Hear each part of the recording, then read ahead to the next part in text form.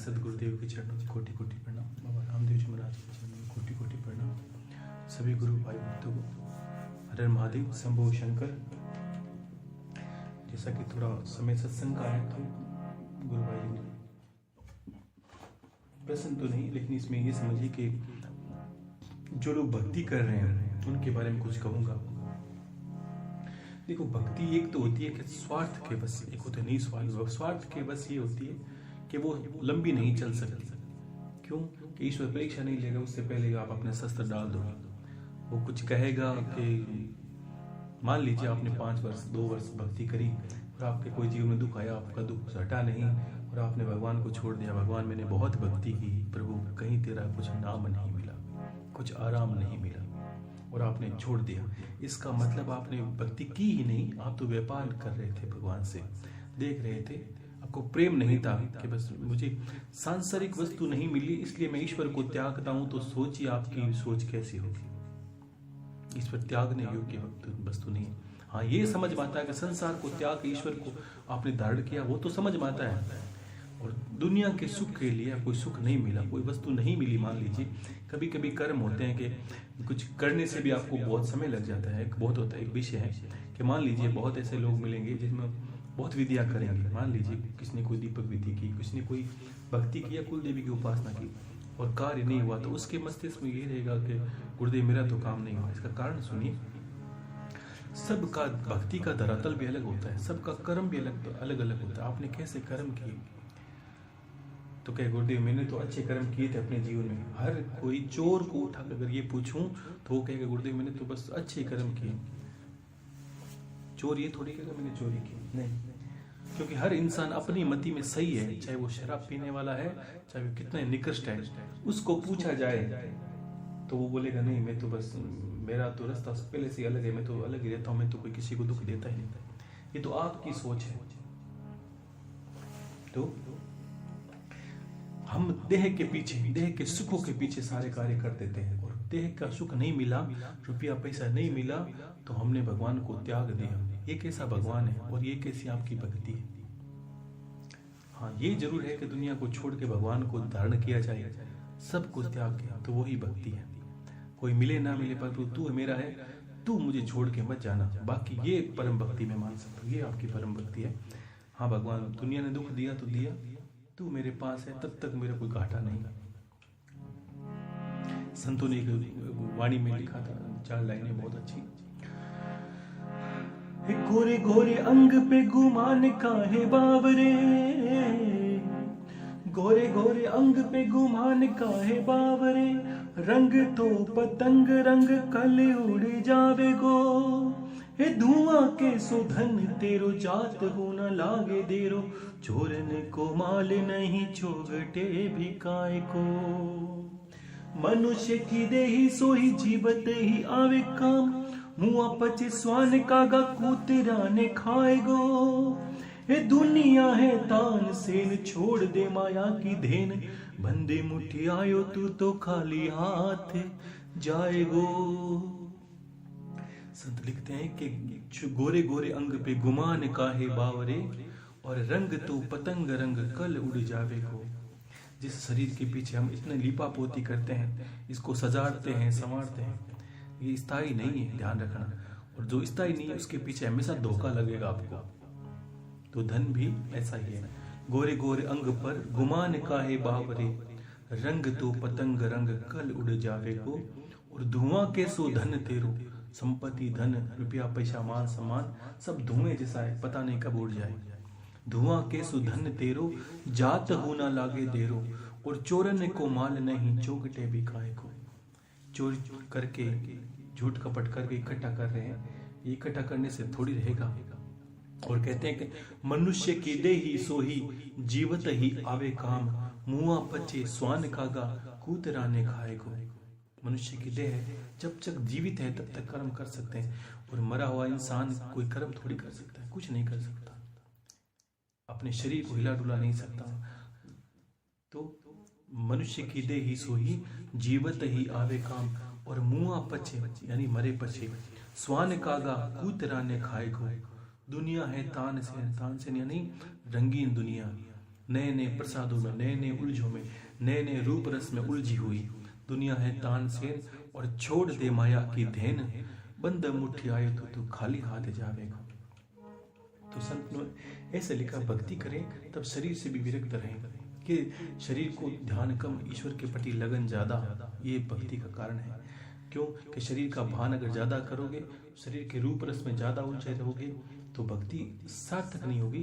क्योंकि शरीर को महत्व देते हैं तब शरीर में तो कष्ट आएगा, और कष्ट आएगा तब हम जाके भगवान के कपड़े फाड़ने लगेंगे। हे प्रभु, मैंने भक्ति की बहुत पहले, मुझे ऐसा है, किसी ने गुरु भाई जी को बहुत पहले एक ऑडियो भेजा माता जी ने कि गुरुदेव, कोई मान लीजिए घर में कोई बीमार था, तो गुरुदेव मैंने, वो बीमार है, मेरा ठीक हो जाए, और मैंने तो 1 महीने से आपकी माला की है, अब मैं चाहती हूँ आप जो मैंने माला की है उसका सारा पुण्य उसको दे देंगे। ऐसे ऐसे लोग भी भोले वाले हैं दुनिया में। अब 1 महीने में कितनी माला की है उसका पुण्य भी वो देना चाहती है, अच्छी बात है।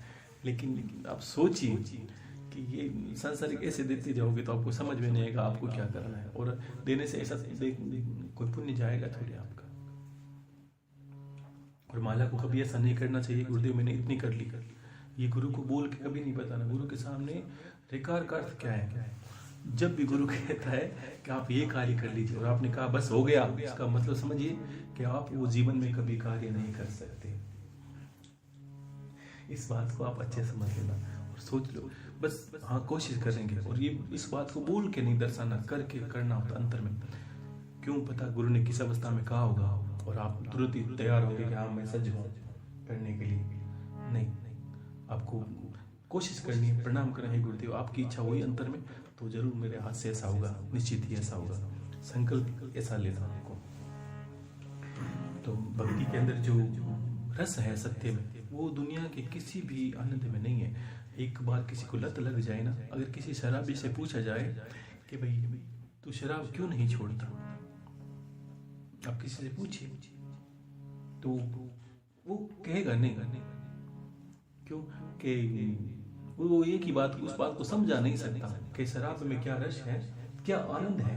देखने वाले को ऐसा लगेगा कि क्यों शराब पीता है, बदबू आती है, क्यों ऐसा लोग करते हैं। लेकिन वो कहेगा ये तो पी के देख लो आप इसको, ठीक है ना, कि पीने के बाद क्या, और जब वो खाली होगा तब पिए हुए का अनुभव आपको बता नहीं सकता, और जब पिया होगा तब उसको होश नहीं रहेगा। यानी वो किसी भी अवस्था में अपना अनुभव लोगों को बता नहीं सकता। तो ये भक्ति का अनुभव भी ऐसा ही है। अब किसी स्थिति में मैं आपको शब्दों में नहीं बता सकता कि इसका अनुभव कैसा है। 2 और 1 रहे ना, क्यों कि आपको लगेगा आप ही गाने वाले हो और आप ही सुनने वाले हो अंतर में बैठकर। जब आप गाते हो तो स्वतः वो अंदर आके बैठ जाता है और कहता है बस एक और आने दे, एक और खड़ी और सुना दे, अच्छी सी एक बात और कह दे, एक माला और सुना दे मेरे नाम की। क्योंकि वो आपको वो अंदर में चित्त में परमात्मा का, उस परमात्मा का नाम है सत्य चित्त आनंद। जब आप सत्य यानी एक रास्ते पर अग्रसर होते हो, चित्त यानी आपका जो मस्तिष्क ठहरता है, और आनंद जब आपके अंदर आनंद की लहर उमड़ती है, तब जाके आप परमात्मा के स्वरूप को समझते हो। अन्यथा आपको परमात्मा का स्वरूप कभी समझ में आएगा ही नहीं। एक बाबा का मैं छोटा भजन सुनाता हूं आपको।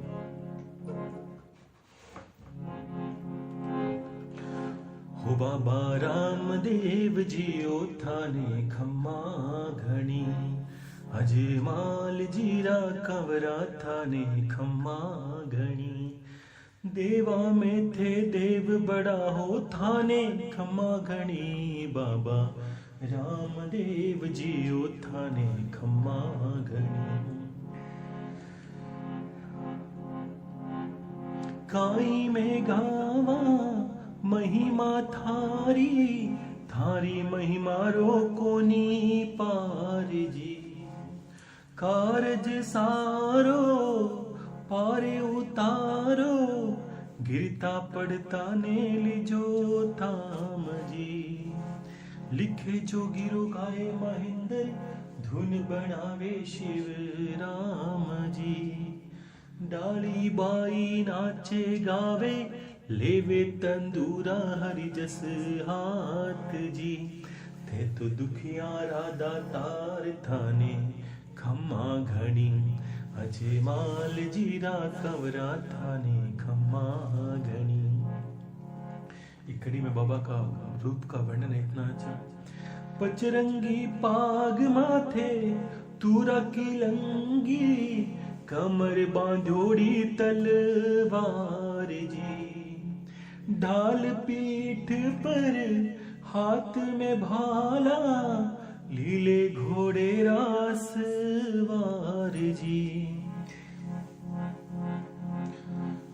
थे तो दुखियारा दातार थाने खम्मा घनी, बाबा रामदेव जी ओ थाने खम्मा घनी। मरुधरी राहो देव थाने थाने खम्मा घनी, बाबा रामदेव जी ओ थाने खम्मा घनी। तो इंसान को अपने जीवन में भक्ति सार्थक करने के लिए ईश्वर को समर्पित होना पड़ता है, शब्दों से, भाव से, सत्संग से। जब तक हमारे अंदर अहम का भाव नहीं उठता नहीं। अहम क्या है कि अहम का अर्थ ये है कि मैं करता हूं। और जब गुरु गीता या आपने अष्टावक्र गीता सुनी, जब कर्ता का भाव हट जाता, कर्ता कोई और है, मैं तो एक दृष्टा हूँ, और दृष्टा से ऊपर भी उठते हो तो आप बस एक शांत अवस्था में बैठे, तो करने वाला कोई और है। और हर चीज जो आप धर्म करते हो, कर्म करते हो, वो समर्पित। एक मैंने बहुत पहले एक बात कही, इसमें मैंने कहा अकबर के 9 रत्नों में एक रत्न थे अब्दुल रहीम खान खाना, रहीम जी। आपने रहीम जी के दोहे बहुत सुने होंगे। तो उनकी विशेषता क्या थी कि वो दान देते थे तो आंखें नीचे कर लेते थे। इसका अर्थ क्या, तब तुलसीदास जी उस वक्त, गोस्वामी तुलसीदास और रहीम जी एक ही वक्त के इंसान है, एक ही समय के। तो उन्होंने शब्दों में लिखा कि ऐसी देनी देन ज्यूं जित देखे तित सैन। यानी कबीरदास जी ने, तुलसीदास जी ने कबीरदास जी को लिखा कि ऐसा क्या दान देते हो जो आपको शर्म आती है, आंखें नीचे करके देते हो। तो फिर रहीम जी ने वापस जवाब दिया उसी पहेली में कि प्रभु आप तो सब जानने वाले हो, तो मुझसे क्यों कहलाते हो कि मैं क्यों करता हूँ ऐसा। और उत्तर लिखा क्या कि देनहार कोई और है, और बेजत जो दिन रहन, लोग भरम हमरो करे तासो नीचे नैन। यानी मुझे भी किसी ने दिया है इसलिए मैं आगे दे रहा हूँ, मेरे पास था थोड़ी, मैंने भी किसी के आगे हाथ फैलाए हैं इसलिए मेरे आगे। अगर मैं आपको कोई चीज बांटने के लिए दूं तो आप अपने सर ऊपर कैसे कर सकते हैं? क्यों कि आपको पता है मेरा नहीं है, मुझे तो किसी ने बांटने के लिए दिया है, इसलिए आपकी नजर नीचे रहनी चाहिए। तो फिर क्या होता है कि ऐसी भक्ति, गुरु के प्रति समर्पण, ज्ञान सहज सुलभ आ जाता है अगर समर्पण अच्छा हो तो। आप कैसा समर्पण गुरु के प्रति रखते हैं, कैसे भाव रखते हैं, कैसे अपने इष्ट को मनाते हैं। देखिए सब हुआ और भाव नहीं हुआ तो कुछ नहीं होगा, और कोई वस्तु का अभाव हुआ और भाव परम हुआ तो सब कुछ हो जाएगा। भाव परम चाहिए। तो ये भाव ही है जो हमें ईश्वर से जोड़ता है। संसार के सुख दुखों से आप ईश्वर को इस तरह मत जोड़िए। क्यों जोड़ते हो? भक्ति करनी है, मोक्ष के लिए करनी है, मुक्ति के लिए करनी है, आत्मज्ञान के लिए करनी है, अपना रास्ता गति लगे हम इंसान इसलिए करते हैं। इसका अर्थ ये नहीं कि आपने 2 पैसे नहीं उसके गुरुदेव के और इष्ट को आपने चिल्लाना शुरू कर दिया, हे गुरुदेव। क्यों? ये सब कर्मों के अधीन है। चोरी करोगे तो भी पैसे आ जाएंगे, इसमें गुरु की क्या कृपा है? लूट मार करोगे तो भी पैसे आ जाए, इसका अर्थ ये थोड़ी सब पे परमात्मा खुश है या पैसे कमाने वालों पर परमात्मा खुश है, ऐसा कुछ नहीं। ये तो कर्म है, जैसा करोगे, कैसे भी कर्म करोगे रुपया तो आएगा, कोई बड़ी बात नहीं। लेकिन कैसा भी कर्म करो, ज्ञान आएगा कि नहीं आएगा ये बड़ी बात है। तो फिर भक्ति का जो रास्ता है सहज सुलभ है, उसको आप जाने और उसी पर अग्रसर रहना आपको, ठीक है ना। और तंत्र की बातें भी बहुत बताई, लेकिन आगे भी मैं कहूँगा तंत्र की बातें। लेकिन जो भक्त हैं उनके लिए विशेष बात है, कोई जिज्ञासु है उनको पूछना है। मैं धीरे धीरे आपको स्वतः ही बता दूंगा कि आपको क्या सुनना चाहिए, क्या नहीं सुनना चाहिए। आप पता सबको होना जरूरी है, लेकिन आपको भक्ति का रास्ता नहीं छोड़ना, ये तो आप ध्यान रखना। भक्ति और सत्कर्म का रास्ता, आप जो कर्म कर रहे हो, अब जो मैं देखता हूँ या जो आप वीडियो बना के भेजते हो या जो भी जैसा भी करते हो, ये सब कर्म आपको सब उच्च अवस्था में ले जाने वाले, ध्यान रखना, बांधने वाले नहीं है। क्यों कि आपने पहले कह दिया, हे परमात्मा मैं आपके नाम से कर रहा हूँ, हे गुरुदेव मैं आपके नाम से कर रहा हूँ, तो ये आपको मान देंगे नहीं। इसको ये नहीं समझना गुरुदेव आपने कहा कर्मों में, ये कर्म से बंद नहीं रहो, ये निष्काम कर्म है, इसको बोले निष्काम कर्म योग। ऐसा कर्म योग, योग का अर्थ है जुड़ना, और परमात्मा के प्रति जुड़ कार्य करते हो तो जुड़ते किससे हो कि परमात्मा से। कार्य किसके लिए कर रहे हो? गुरु के निमित्त। तो गुरु से परमात्मा से आप जुड़ते हो इस कर्म के माध्यम से। मैं करता हूं मुझे इसका फल मिले, इसका मतलब आप फल में बंध जाओगे, ये मुक्ति का कारण नहीं है। हर कोई एक है, हे परमात्मा ये धर्म किया परमात्मा को अर्पण, कुछ आशा नहीं करनी, आशा के बिना कर दीजिए, यही निष्काम कर्म योग है, सहज सुलभ। और ईश्वर सब अवतारों में आप देखिए ईश्वर का एक ही स्वरूप होता है कि लोगों को सत्कर्म की, ये दुनिया चलती क्यों है? सत्कर्मों की वजह से चलती है। एक भूखा है, एक रोटी ले जाता है, तब दुनिया चलती है। एक दुकान खुली, एक ग्राहक आया, तब दुनिया चलती है। एक को प्यास लगी, एक ने पानी पिलाया, तब दुनिया चलती है।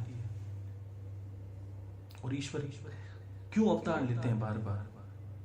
सबको गति लगाने के लिए, सब गति लग जाए नहीं, वो इस दुनिया को चलाने के लिए, दुनिया व्यवस्थित रूप से चले। संतों ने क्यों मार्ग बताए? बड़े बड़े भक्ति के मार्ग बताए, ग्रस्त में जीवन के मार्ग बताए। संसार ग्रस्त से चलता है, अगर ग्रस्त नहीं हो तो संसार ही ना चले। संत भी किसी की माँ की गर्भ से जन्म लेता है, ध्यान रखना। वो कोई परमात्मा ऊपर से नहीं गिराता, उसको भी माँ के गर्भ से जन्म लेना पड़ता है। तो अगर सत्य ज्ञान पर हम चलते हैं तो क्या होता है कि देखिए, अगर मैं मान लीजिए कोई नया स्त्री है, नया पुरुष है, उसने ज्ञान के रास्ते पर अग्रसर हुए, उन्होंने गुरु धारण किया और भक्ति करते रहे, तो परमात्मा की कृपा से उनके जो घर हो, घर पे संतान, एक इंसान क्या करता है, अपने पीछे कुछ छोड़ के जाता है। मनुष्य क्या छोड़ेगा? अपने पुत्र परिवार को छोड़ के जाएगा।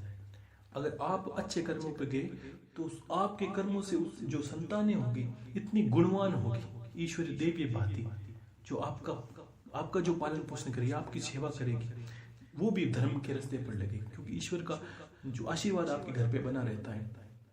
एक आपको ये अभी समझ में नहीं आता, जिसकी संतान है उसको समझ में आता है कि संतान का दुख भी बहुत बड़ा दुख है। संतान अच्छी होनी बहुत बड़ी बात है। तो नई पीढ़ी कैसे सुधरेगी?